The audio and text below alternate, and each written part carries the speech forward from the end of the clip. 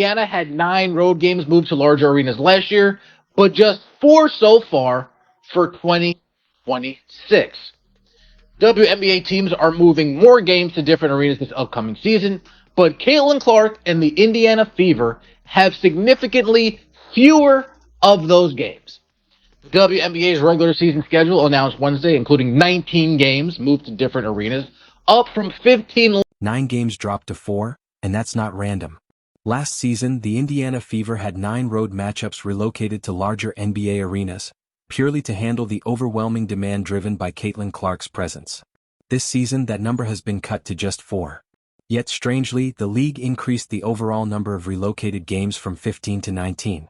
So if fan demand is stronger than ever, why are fewer of those premium, larger venue opportunities being given to the Fever? The Washington Mystics, Connecticut Sun, and Atlanta Dream each moved 1 game against Indiana last year, but none for the upcoming season. The New York Liberty, Portland Fire, Mercury, Valkyries, and Minnesota Lynx are already in NBA arenas, removing any need to move games for bigger crowds. Is part of this due to injuries? Well, they would like you to believe that, I think. They would like you to believe, oh, well, she got injured last year. We don't want to move. We don't want to commit to a bigger arena. God forbid she gets. The league's official explanation points to injury concerns. Clark suffered a groin injury at TD Garden on July 15th, and teams claim they're now hesitant to commit to bigger venues without certainty she'll play. On the surface, that sounds logical, but the attendance numbers tell a different story. Even after Clark announced she wouldn't return, those relocated games still sold out. The Fever averaged nearly 15,900 fans on the road, about 4,000 more than any other team, and Clark only played in 3 of those 9 relocated games before getting injured. You have names like Renee Montgomery, part owner of the Atlanta Dream. Names like Sheila Johnson, part owner of the Washington Mystics. Sheila Johnson, the same person who threw a fit that Caitlin Clark was named Time Magazine's Woman Athlete of the Year. And she said, why give it to Caitlin Clark? Let's give it to the whole entire league. If you ask me, this is a subtle play from folks like Sheila Johnson and Renee Montgomery. Because at the end of the season, they decreased the amount of Fever games that have been moved to bigger arenas.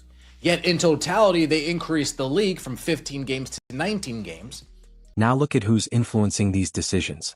Renee Montgomery, part owner of the Atlanta Dream, and Sheila Johnson, part owner of the Washington Mystics, both have a say in venue planning.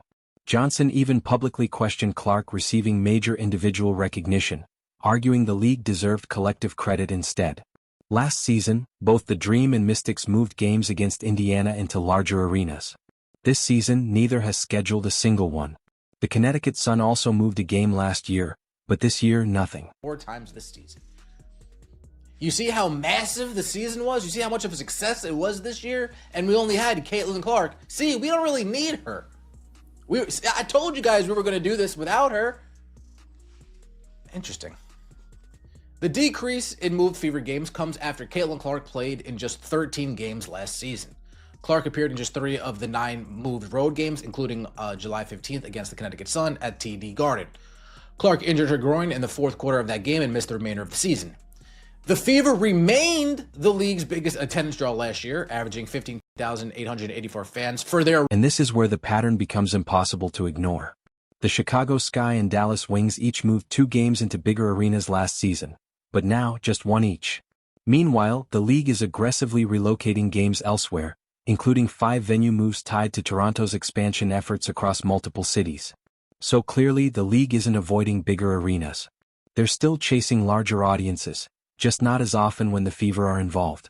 Total relocated games increased from 15 to 19, yet Fever appearances in those games dropped from 9 to 4. That contrast raises serious questions about the league's priorities.